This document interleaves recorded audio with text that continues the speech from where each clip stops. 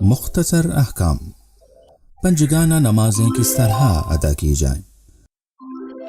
ہر مسلمان پر روزانہ 5 وقت کی نمازیں پڑھنا واجب ہے۔ روزانہ کی ان 5 نمازوں کے پڑھنے کا طریقہ ایک ہی جیسا ہے، لیکن ان کے رکعتوں کی تعداد اور بجا لانے کا وقت الگ الگ ہے۔ فجر کی نماز 2 رکعت، ظہر کی 4 رکعت، عصر کی نماز بھی 4 رکعت، مغرب کی 3 رکعت اور عشاء کی نماز بھی 4 رکعت ہے۔ ہر رکعت میں 1 رکوع اور 2 سجدے ہوتے ہیں۔ ہر نماز تکبیر یعنی اللہ اکبر کہہ کر شروع ہوتی ہے اور سلام پر ختم ہوتی ہے۔ اور اب آئیے دیکھتے ہیں کہ کس طرح نماز پڑھی جاتی ہے۔ مثال کے طور پر مغرب کی نماز کو لیتے ہیں۔ اس سے پہلے کہ ہم نماز شروع کریں، یہ ضرور دیکھ لیں کہ نماز سے پہلے جو امور انجام دینا ضروری ہے وہ انجام دیے ہیں یا نہیں، جیسے وضو کرنا، لباس کا پاک ہونا، قبلہ رخ کھڑے ہونا وغیرہ۔ نماز سے پہلے اذان اور اقامت کہنے کی بہت تاکید کی گئی ہے، اگرچہ یہ واجب نہیں ہے بلکہ مستحب ہے۔ اب آپ سیدھے کھڑے ہوں اور دل میں اس عبادت کے ذریعے اللہ سے قریب ہونے کی نیت کریں۔ پھر عربی میں اللہ اکبر کہیں۔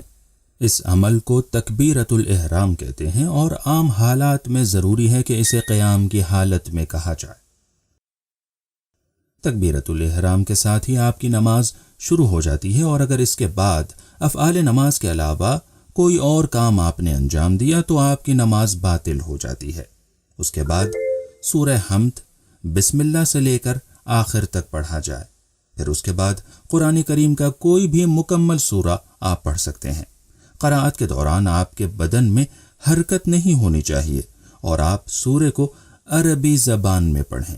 ضروری ہے کہ آپ سورے کے الفاظ واضح طور پر ادا کریں، صرف الفاظ کا ذہن میں تصور کر لینا کافی نہیں ہے۔ اگر آپ مرد ہیں تو مغرب کی نماز میں آپ کو بلند آواز سے سورہ پڑھنا ہوگا۔ اس کے بعد رکوع ہے۔ دونوں سورہ پڑھنے اور تھوڑی دیر خاموش قیام کے بعد آپ رکوع میں جائیں، اس طرح کہ آپ کے پیر سیدھے ہوں اور آپ کی ہتھیلیاں گھٹنوں تک پہنچ جائیں۔ رکوع میں ذکر پڑھنا ضروری ہے، جس میں ایک بار سبحان ربی العظیم وبحمدہ کہنا کافی ہے۔ رکوع کے بعد آپ سیدھے کھڑے ہو جائیں۔ پھر سیدھے کھڑے ہو جانے کے بعد آپ سجدے میں جائیے۔ سجدے کی حالت میں اپنی پیشانی کو زمین پر یا ایسی چیز پر رکھیں جس پر سجدہ کرنا صحیح ہو۔ ساتھ ساتھ دونوں ہاتھ کی ہتھیلیاں، دونوں گھٹنے اور دونوں پیروں کے انگوٹھے زمین پر ہونے چاہیے، اور سجدے میں جا کر ایک بار سبحان ربی الاعلی وبحمدہ کہنا آپ کے لیے کافی ہے۔ پھر آپ سجدے سے سر اٹھائیے اور سیدھے بیٹھ جائیے۔ پھر اس کے بعد دوسرے سجدے میں جائیے، بالکل پہلے سجدے کی طرح۔ یہ یاد رہے کہ ہر رکعت میں آپ کو 2 سجدے انجام دینے ہیں۔ اب سوال یہ کہ کیا میں ہر چیز پر سجدہ کر سکتا ہوں؟ نہیں، ہر چیز پر نہیں۔ سجدہ ایسی چیزوں پر ہوگا جو زمین سے ہوں، یا زمین سے اگنے والے ان پودوں یا پتیوں پر ہوگا جو کھانے اور پہننے کے استعمال میں نہیں آتی۔ لہٰذا آپ مٹی، ریت، پتھر، کنکریٹ، لکڑی، درخت کی نہ کھائی جانے والی پتیوں، یہاں تک کہ ایسے سادے کاغذ پر جو خالص لکڑی سے بنایا گیا ہو سجدہ کر سکتے ہیں۔ ویسے بہتر یہ ہے کہ مٹی پر سجدہ کیا جائے، اور اس میں بھی تربت حسینی پر سجدہ کرنا مستحب ہے، جو کہ امام حسین علیہ السلام کی قبر اطہر سے لی جاتی ہے۔ یاد رہے کہ سجدہ صرف زمین اور ان پودوں پر ہو سکتا ہے جو کھائے یا پہننے نہیں چاہتے۔ اب پہلی رکعت کے لیے سجدوں کے بعد آپ تھوڑا بیٹھیں اور اس کے بعد دوسری رکعت کو انجام دینے کے لیے کھڑے ہو جائیں، بالکل ویسے ہی جیسے پہلی رکعت پڑھی تھی۔ سورہ حمد اور دوسرا سورہ پڑھنے کے بعد رکوع میں جانے سے پہلے مستحب ہے کہ قنوت پڑھا جائے، یعنی اپنا ہاتھ دعا کے لیے اٹھائیں اور کوئی دعا کریں جو آپ چاہتے ہیں۔ قنوت کے بعد رکوع اور سجدوں کو ویسے ہی بجا لائیں جیسے پہلے انجام دیا تھا۔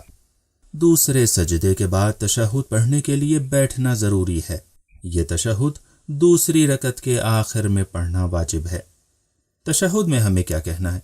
तशहुद में कहें अशहदु अल्ला इलाहा इल्लल्लाहु वहदहु ला शरीका लह व अशहदु अन्न मुहम्मदन अब्दुहु व रसूलुहु अल्लाहुम्मा सल्लि अला मुहम्मदिन व आलि मुहम्मद। तशहुद पढ़ते वक्त सीधे बैठे रहें। उसके बाद नमाज मगरिब की तीसरी और आखिरी रकत के लिए खड़े हो जाएं, जिसमें आपको आहिस्ता आवाज में सूरह हमद या 3 बार तस्बीहाते अरबा पढ़नी होंगी, जैसे सुब्हानल्लाहि वल्हम्दुलिल्लाहि वला इलाहा इल्लल्लाह। उसके बाद बताए गए तरीके के मुताबिक रुकू और 2 सजदे बजा लाएं, फिर बैठ जाएं और एक बार फिर से तशहुद पढ़ें और उसके बाद सलाम पढ़ें, यानी अस्सलामु अलैका अय्युहन नबिय्यु व रहमतुल्लाहि व बरकातुहु, अस्सलामु अलैना व अला इबादिल्लाहिस सालिहीन, अस्सलामु अलैकुम व रहमतुल्लाहि व बरकातुहु। और इसके साथ ही आपकी मगरिब की नमाज ख़त्म हो जाती है। दूसरी रोज़ाना की नमाजें भी ऐसे ही पढ़ी जाती हैं, लेकिन फ़र्क सिर्फ उनकी रकतों में होता है। हाँ, ये ख्याल रहे कि मर्दों और ख़वातीन दोनों को ज़ुहर और असर की नमाज धीमी आवाज़ में पढ़ना चाहिए, और सिर्फ मर्द फजर की नमाज और मगरिब और इशा की पहली 2 रकतें बुलंद आवाज़ से पढ़ेंगे। अब आइए देखते हैं कौन सी चीज़ें नमाज को बातिल कर देती हैं। नंबर 1, हर वो चीज़ जो वुज़ू को बातिल कर देती है वो नमाज को भी बातिल कर देती है, जैसे रिया खारिज होना या पेशाब वगैरह करना या सोना वगैरह। नंबर 2, नमाज के अरकान में किसी चीज़ को जानबूझकर या भूले से कम या ज़्यादा करना। याद रखिए कि आपकी नमाज के अरकान 5 हैं: नियत, तकबीरतुल इहराम और रुकू में जाने से पहले 1 लम्हा खड़े होना, रुकू और 2 सजदे। नंबर 3, जानबूझकर क़िबले से रुख मोड़ लेने से नमाज टूट जाती है और बातिल हो जाती है। नंबर 4, अमदन हाथ बांधकर नमाज पढ़ना। नंबर 5, जानबूझकर बात करना। नंबर 6, जानबूझकर सूरह हमद के बाद आमीन कहना। नंबर 7, बुलंद आवाज से हंसना, लेकिन सिर्फ मुस्कुराने से नमाज बातिल नहीं होती।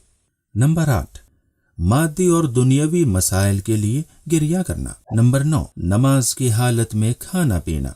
खुदा कबूल फरमाए, आपकी नमाज मुकम्मल हो गई। अब नमाज के बाद तस्बीह हजरत ज़हरा अलैहा सलाम के अजीम सवाब को न छोड़िएगा।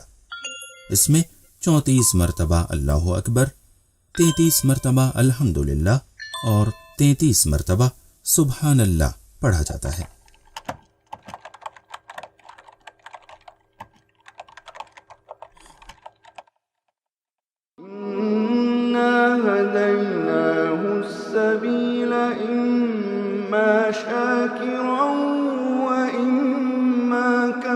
अगर आप हमारे लेटेस्ट वीडियोस के बारे में जानना चाहते हैं तो हमारे चैनल को सब्सक्राइब करें और बेल आइकन को प्रेस करें।